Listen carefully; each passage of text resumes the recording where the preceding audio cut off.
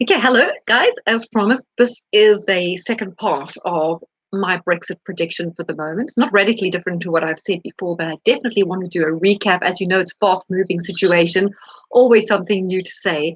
To some of you guys who say you enjoy it when I show the chart, the reason I've stopped doing the chart when it comes to Brexit is because when I first did my Brexit predictions, I did a detailed analysis of the UK chart. And since then, I've just been updating things really because it's a fast moving situation. I don't think it's really necessary for me to go back to the chart. I just refer to new positions of the planets that have changed their positions, and renew my prediction on that basis. I don't always resort back to the chart.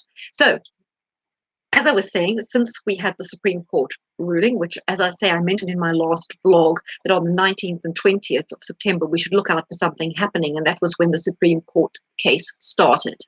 So what's going to happen now? As you know, I said that I don't think we're going to leave on the 31st. I know it disappoints a lot of you, and it disappoints me. I'd love nothing more than to leave with no deal on that date. As you know, this is not a channel where I hold back my opinions. I give it to you what I think as terms of the prediction go, but you're always going to know my true feelings, because I don't think it's necessary for me to hold them back. I think what happened in the Supreme Court proves that the Remainers have a lot of clout in the courts, and they can push a lot through if they want to. And that's why I think they are going to manage to do something to stop us leaving on the 31st. In terms of Boris, I think what he might do is he's pitching this and building the scenario already of the people versus the parliament. So he's going to be able to say, I did my best. I did everything I could to get us out, and they stopped me. And he knows that people are going to buy into that narrative because we can see it's true. I think what he might do is, instead of just asking for an extension, he is going to make the extension contingent on an immediate general election. So he's going to say to the EU, okay, just only give me an extension so we can have a general election. And I think that way he forces Parliament into a general election, because it's going to be part of the extension arrangement. So they won't be able to sit in Parliament and block a general election.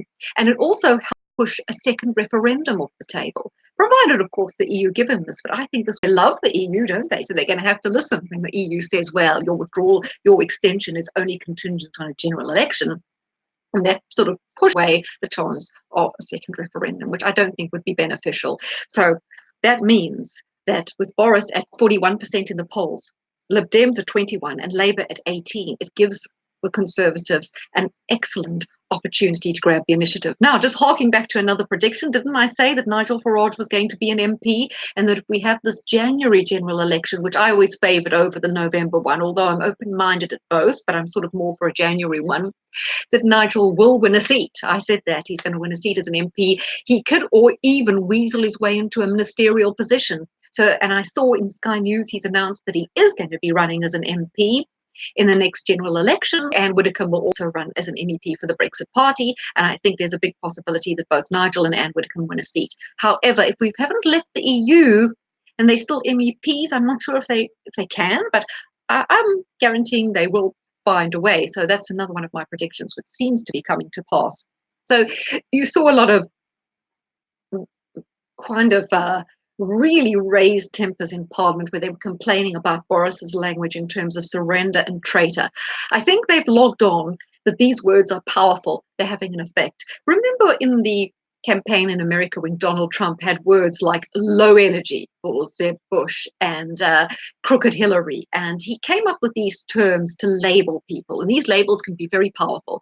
So what Boris is finding now is key trigger words that people immediately identify with they powerful words, and they definitely help him push his campaign, push his agenda, and they're great quotes to latch onto. I think the left have been used to using the words that they've used, calling us racist, xenophobes, fascists, continually evoking World War II and using the image of Hitler. Such hard-hitting, divisive, and I would feel incredibly inaccurate words for Brexiteers. They recognise now that when the words are being used against them, like traitor, and they are surrendering and surrenderable, they now recognise these are powerful words, and they're hard-hitting, and they are hurting them, and they are resonating with the voter. That's why they want to shut him down and turn him into almost tie his hands in terms of vocabulary. I think it's absolute nonsense that we are having the dictionary reduced and the left are now dictating the words we can use and can't use, whereas, as you know, they've continued to use the most derogatory terms possible for Brexiteers: stupid, uneducated, as you know, far right, all these terms that have been used, old, basically one foot on a banana skin, ready to hit the grave kind of thing for Brexiteers. It's nasty. And yes, I was just thinking of a text that came in to Ian Dale from a Remainer saying, will be ready to vote by the time of the next election. It's unfair that people who've already died have influenced my life, and yet I'm not going to be able to vote. And yet I should be able to vote in a second referendum. Well, of course, a lot of people who voted in the 1973 election to take us in are now dead. A lot of people who voted for Tony Blair, who took us to war with Iraq, are now dead, but we can't change those decisions. I think they tried to rewrite what democracy is about. Next thing, they'll be wanting people to have a health check to see if they're going to survive the next 5 years before they're allowed to vote.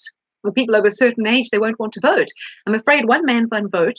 People who are old contributed a huge amount in tax and a huge amount of wisdom. And in other cultures, youngsters, particularly the Japanese culture, and in African cultures, youngsters are brought up to respect the wisdom of the elderly. In this country, the wet behind the ears, people who've never paid tax and people who are totally immature and have no life experience are totally prepared to, in their infinite arrogance and intellectual arrogance, they want to throw the older voters under the bus.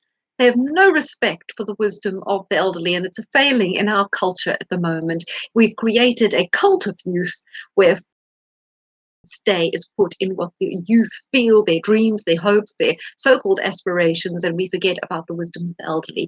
I also think they could have very well said in World War II, why should we ruin our future? Let's send all the oldies off to fight. I mean, they're not going to live much longer anyway, so why don't we send all the pensioners off to fight the wars for us? Why should we ruin our lives? How far do you want to take that dumb argument? Right. So, yes, and if people like Paul Sheriff, Jess Phillips, and the others that stand up in Parliament and with absolutely no humour, no humility, no self-awareness, shout at the top of their lungs, try and evoke the death of Joe Cox, and use every manipulation tool available to them. If they think that's working, it isn't. It's actually turning people right off. Boris's more measured stance, even though he uses some strong language is far more resonating with the people. Okay, so what do I think? Unfortunately, I don't think we're going to leave or have a clean break on the 31st of October. They've shown the support to go to help the Remainers. Something will happen in order to stop that. But it will trigger a general election, and I think as soon as we get the general election, we'll get a far better parliament. This parliament have run out of their usefulness. It's high time that people like Anna Soubry, Shuka Ramuna, the whole lot of them, Luciana Berger, the Jess Phillips of the world, it's high time they went and faced their constituents and let the constituents decide whether they have fulfilled their 2017 pledges to honour the Brexit referendum or whether they're trying to turn it and in their arrogance stop someone like Boris who is trying to deliver it. I just wanted to talk a little bit about the Labour Party conference and some of the things that came out of it, because as I mentioned in my other blog, this is a hard left agenda that we should all be very concerned about. If Labour got into power, I don't think it would really matter if we had Brexit or not, because I think the direction of travel would be something that would be very detrimental to this country. So one of the first things they were talking about is unlimited migration, whereas no quotas, no criteria. People would simply be able to come. Wouldn't matter their age, their financial situation, qualifications, anything. It's basically open borders. They want to close detention centres, and obviously, well, once detention centres are closed, all those people have to have accommodation and they need an income. So that puts would put a big burden on social services, wouldn't it? Because all those people have to be accommodated, and there's no chance of them then leaving. They have to be fast tracked into the system. They also want people who come here to be able to vote from day one, so they become politically enfranchised, even if they're in this country for a short time. Just being here enables them to vote, and of course they want to lower the voting age to 16. They're obviously doing this for political reasons because they know that it would then become impossible virtually for them ever to be voted out of government. So the left may not have ideas that people like, but they're going to let lots of people in who will vote for them.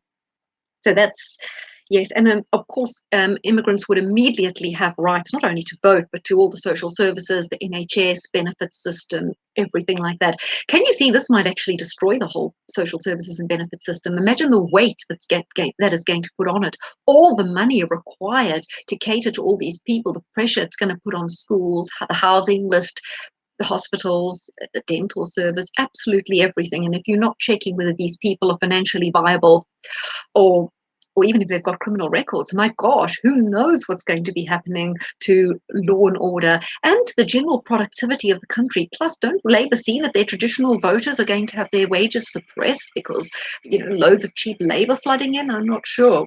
Hi, Tim Tim. Hi, Bruno. Liberal, yeah, I said the Liberal Democrats are going to be the official opposition at the next. Jo Swinson's got a very positive chart. Look, as you know, I'm not of a Liberal Democrat frame of mind, but her chart looks really strong. Jeremy Corbyn, whatever he thinks, he's on his way out, and he won't win. He won't do well in an election. He certainly won't. He'll get a shock in the next election. I don't think this agenda that he has is turning many people on, and his stance on Brexit. How could anyone trust him about anything after what he's done with Brexit? Okay, at least he hasn't totally flipped and gone over to campaigning for a second referendum, but he certainly is not being a champion for Brexit. And so all those Labour votes can easily go to the Brexit party, plus a lot of more moderate Labour, Blairite Labours are going to vote for the Lib Dems, aren't they? If they're pro-Remain, why not vote for the Lib Dems? So I think we definitely, except it was 7-1 when I last checked on the bookies, a Lib Dem being the party in opposition at the next referendum, so in the next election. So we'll see. And as I say, Jo Swinson's chart looks quite strong. The next thing in the Labour Party conference they were talking about is giving tenants. So if you've got a second home letting out, you'd have to give your tenants right to buy. So I think that's their way of stopping people having second homes and redistributing wealth. They want this 10% ownership of the staff, having 10% ownership of the company. I think ownership, not ownership. I think that's the way they want to compensate for the fact that union power has been lost. Because if you're in a company where there's quite a diverse share ownership, then having a 10% holding gives the workers an incredible amount of clout. Obviously, it wouldn't in companies where there were only a handful of shareholders. But if there's a lot of diverse shareholders, none of which can command as many as 10%, it would give the workers total rights over that, total sway over that company. And if they have voting rights, they have a say in all the decisions, which gives them a lot of power, which is like compensating for a lack of unionization. And if you started at 10% ownership, you could go right up to a 50% ownership like they have in China. What's to stop that? So I think that's kind of a scary development in all companies and for people who own companies. Okay, of course, Labour are absolutely massive on anything that's trans, gender issues and all that. They want to eliminate people having to put male or female on forms because they say it's discriminating against people who are non-binary. I don't think non-binary is a thing. You are either one or other biologically. You either have the double X or the YX. And yet some people are born in the wrong body and they are transitioning to the other one, but it's still a choice of two as far as I'm concerned. Even if you're in transition, you are moving to the other one. It's one of two. But of course, they want to push that agenda. Of course, it's the private school thing where they actually came out and said in the statement, the only reason people at private schools do better in life is because of preferential networking. They said it's not to do with academic results at all. I think you cannot possibly make that generalization because obviously people who do get to go to private schools must have parents who can afford them or they've won scholarships.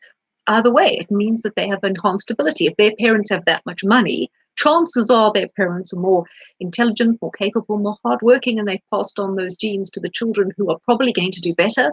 And if your parents are paying for a private school, they're probably quite pushy and strict and want you to do well. So there's a whole scenario around private schools that creates a successful atmosphere. Plus the fact that, like anything that's privatized, if you send your kids to a private school, if you're not happy with the quality, you take them out, you send them to another one. So you get this quality control. Whereas if everyone has to go to their local school in their postcode, there's no quality control because you're a captive audience. You can't yank your kids away because there's no one else to send them. So there's no incentive to increase the standards. Plus, where are Labour going to come up with the extra money to now educate everyone who is currently being privately educated? Again, it's attack on aspiration, it's chip on your shoulder politics, it's the politics of envy, and it's almost wanting to bring everyone down to the lowest common denominator. I don't see that as a step forward. It's a step forward to a socialist socialization where you take away choice, where people don't have the freedom to withdraw, even if you might disagree with the agenda being pushed in state schools, and that's why you withdraw your children. And what are they going to do about religious schools? Well, I think that is where this whole policy of getting rid of private schools is going to fall flat on its face, because as soon as they confront the kind of religious schools, that is when people are going to get up in arms, and it's going to create a conflict of interests within their party. Of course, they have their program of nationalisation. Then, yes, lowering the voting age, the 4-day working week. Right. So people are going to now work only 4 days, get paid exactly the same amount, which results in either a drop in productivity relatively or an increase in the amount of wages being paid, relative wages. Again, that's going to be a drain on smaller companies, on all companies. And so in a time of economic hardship, when we could be heading towards recession, I don't see how that would help. They say that will help create work, because on the 5th day, you could take on another person, but would that other person have the relevant skills and experience just coming in for 1 day a week? Does that really work? And one of the MPs in Birmingham was saying the problem in Birmingham is people are struggling to get full-time jobs as it is. So to reduce the working week to 4 days is really not going to help them. I think that's just crazy. I'm not quite sure how they foresee that working out for the economy as a whole, for the economy as a whole, or for businesses. You would see a greater alignment with Russia and China. So instead of America being our ally, you would see them looking more towards Russia and China. But I think this reflects a kind of just a gulf in Labour's thinking. They'll have this attachment to Russia, thinking it's the Soviet Union, of which they were very sorry it collapsed. They don't seem to realize that Russia at the moment is it's totally against socialism. It's a capitalist country. And in many ways, Vladimir Putin, he's not going along with the whole agenda, the whole liberal progressive agenda. That's not him at all. He's still very much into Christian values. He's not onto the whole bandwagon of progressivism, which Labour is. So if they're aligning with Russia, thinking it's still the Soviet Union, then I'm sorry, they haven't turned their calendar forwards from the late 80s. And they need to wake up and realize Russia is now both a capitalist country and also a non-progressive nationalist country with for more Trumpian politics or Hungarian politics or Italian politics, not far left liberal British champagne socialist politics. So I really don't know what they're thinking there. China, yeah, sure, go get on China. You'll probably get on great being communists. The other big plan for Labour is, well, Theresa May said we're going to be carbon neutral by 2050. And it's going to cost £1 trillion to achieve that. Labour say we can be carbon neutral by 2030. So where they're going to, obviously it'll cost more than £1 trillion if you're going to do that quickly. I have no idea how they would achieve that. I'm not even convinced they know how to measure carbon neutrality in a way that's in any way accurate or helpful. How are they going to get £1 trillion in order to achieve it? So they're going to find money for educating everybody. They're going to have money for dealing with unlimited immigration. They're going to find money, £1 trillion, to create a carbon neutral environment in 10 years' time. They're going to find money to compensate for companies for this 4-day week, because I don't think every company is going to be able to achieve that. I mean, most salaries for lower paid workers are topped up by tax credits anyway. They are not being really, they are subsidizing low wages. They're obviously going to allow in far more low wage immigrants who are going to need to be subsidized by a tax credit or totally subsidized if they can't find work. I know they're doing this Green thing to win back votes of the Green Party, because a lot of young people might find the Green Party a lot more attractive because they're totally pro-Remain. And yeah, and it's got the whole Green vibe, which young people like, so they might vote for them rather than Labour. So they're just doing that in a cynical attempt to bring in voters from the Green Party or bring back voters. I think, the mass immigration is it's possible it collapses the NHS and the social services. And then if we do have a hard Brexit, we're going to need to focus on rebuilding our economy and developing new trade deals. I don't know how that would fit in with this agenda. So I find this agenda particularly scary. Oh, plus they want to do reparations for slavery. Now, I'm not sure who is going to be paid these reparations, because I know, I mean, obviously Germany was doing reparations for people who suffered as a result of World War II, but those people were still alive.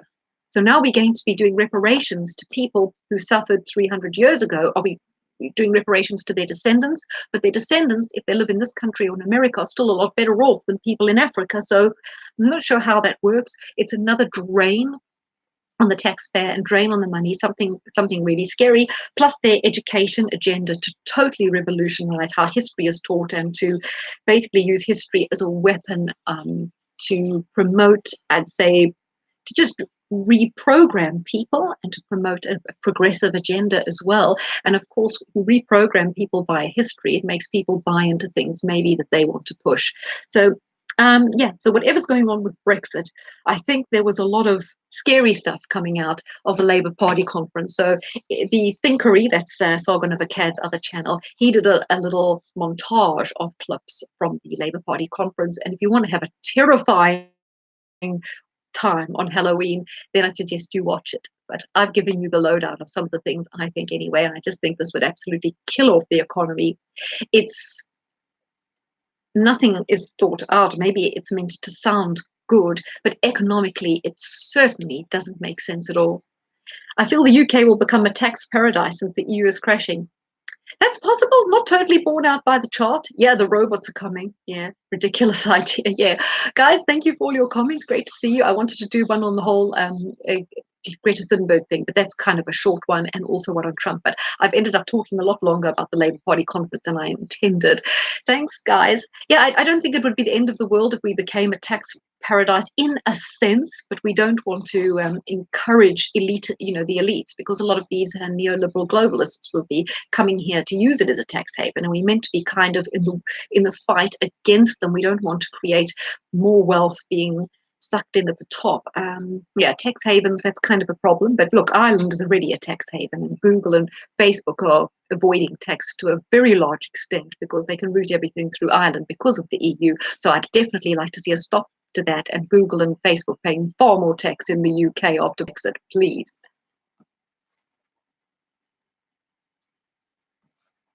And